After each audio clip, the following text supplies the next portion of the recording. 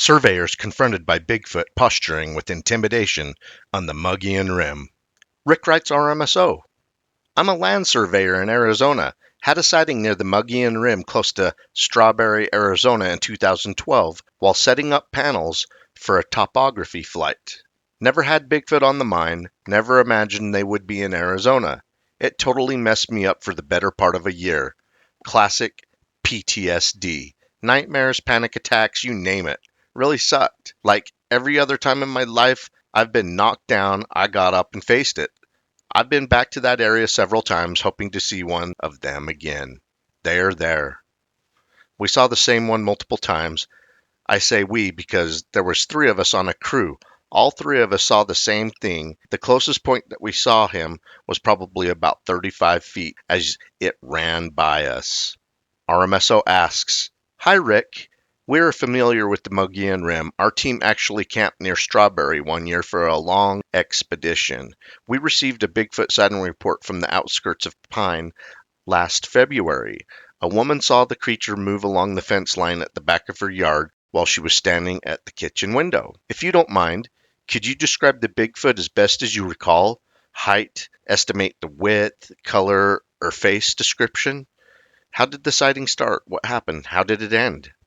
Rick continues, I'm telling you, that area is hot. I've gone back with one of my coworkers and camped for 2 nights last April. We were hearing some crazy stuff. We were on the south side of the highway, literally a 20-minute walk to the rim. We had driven back to that area to work about 3 times from Tucson that month. Typically, there are survey problems with this type of job. Associates couldn't see one of the panels on the flyover.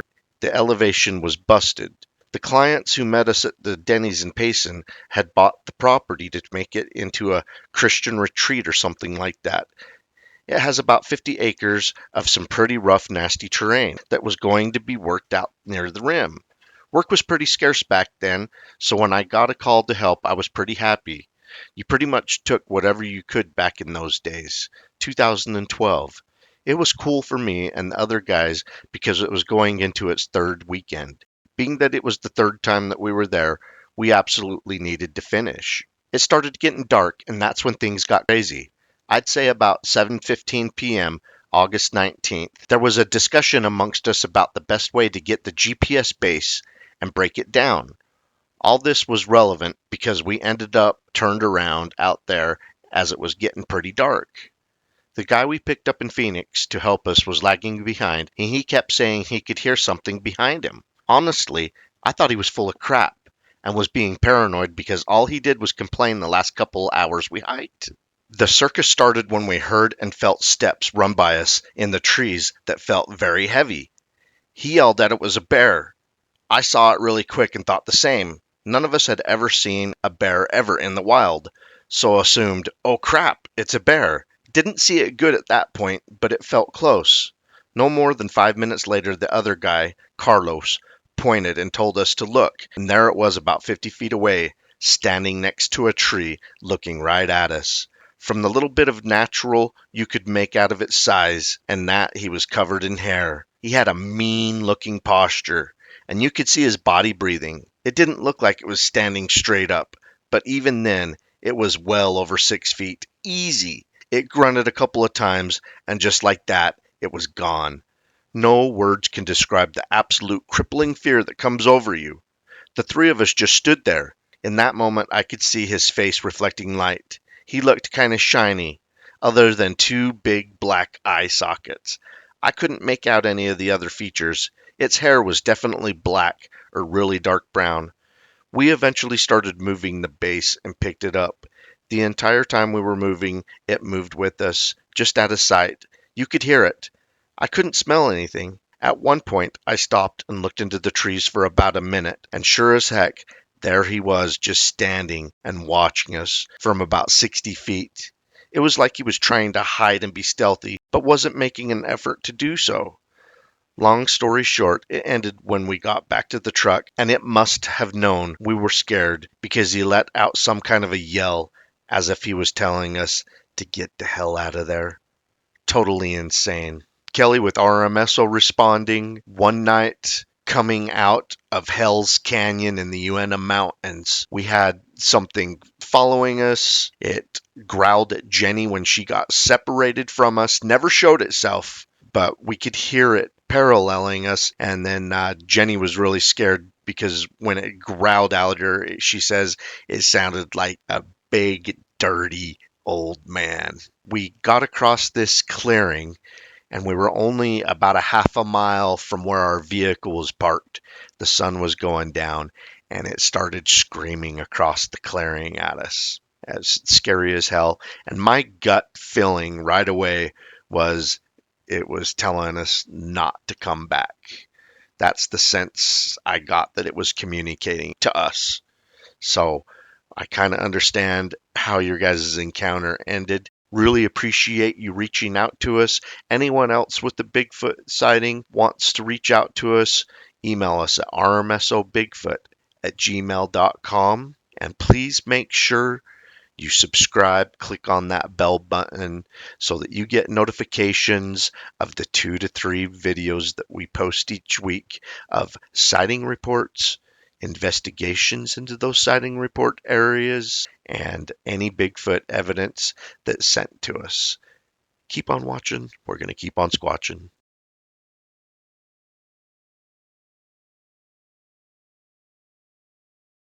We are following up on Bigfoot sightings in the high elevation mountains of Arizona.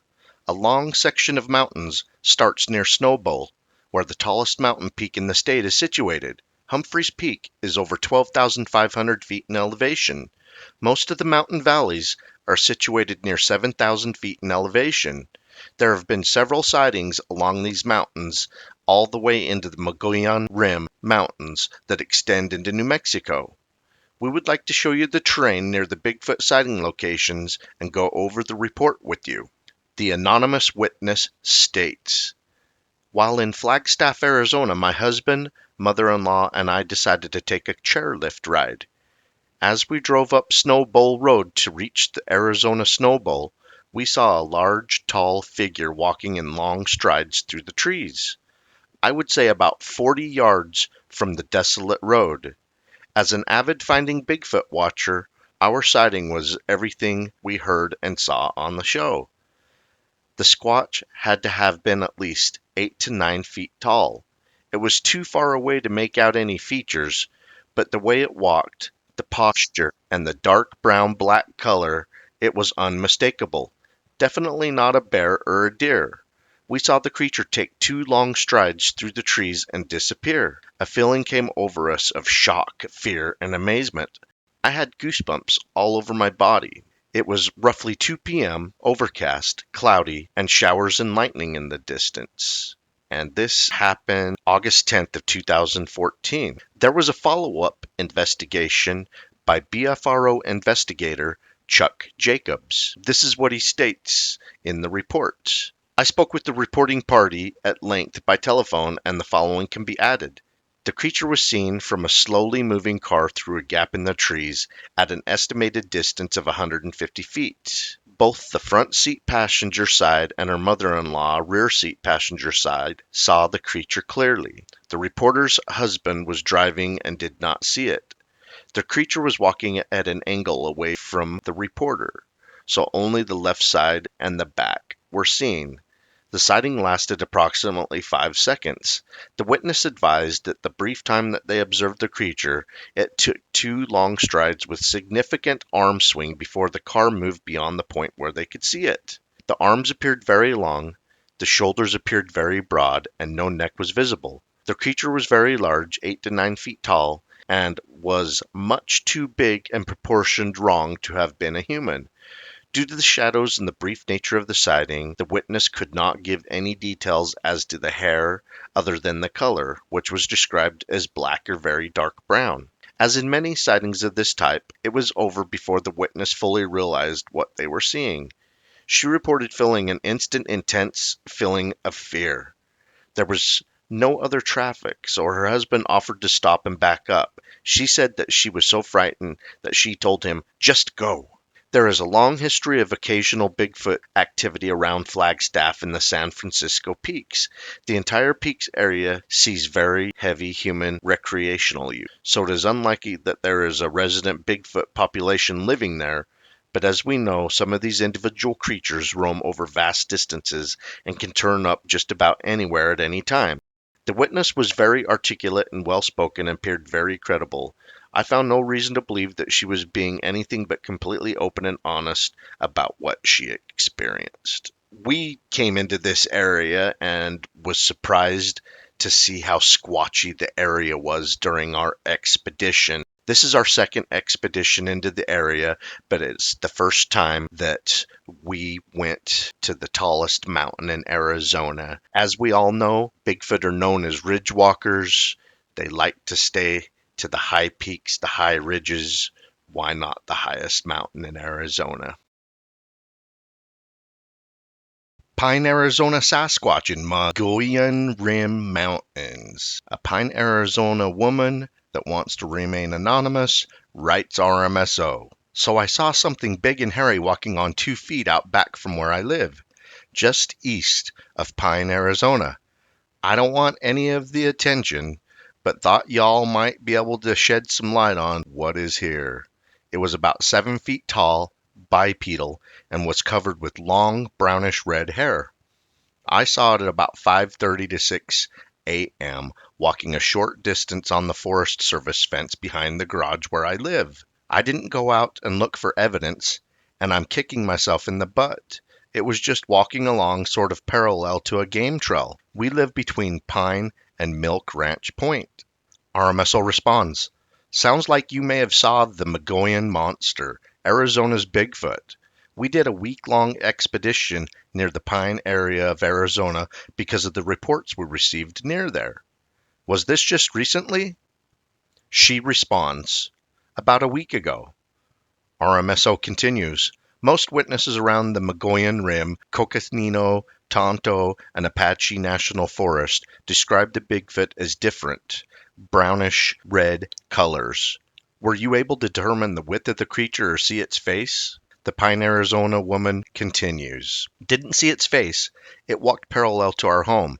Couldn't tell how broad its shoulders were either, but I was looking out the bathroom window and saw it.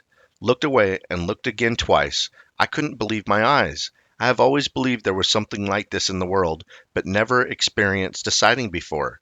Now I look every time I walk past the windows on the side of the house. It wasn't very far from the back of the garage, less than 50 feet, I guess. It walked upright, like a man, only it wasn't quite human. If y'all find out anything, please let me know. I know that there are things out there that we have yet to prove to exist. My other half is Native American and has shared his culture's beliefs and his personally. I'm inclined to believe it was what is referred to as a Bigfoot. RMSO continues. We do know that the area you're in is a Bigfoot sighting hotspot of Arizona. The entire Mogollon Rim are collectively actually found Bigfoot tracks near a spring in the mountains above Pine when we were there the last time. Hope y'all enjoyed this woman's Bigfoot sighting report. Keep on watching. We're going to keep on squatching.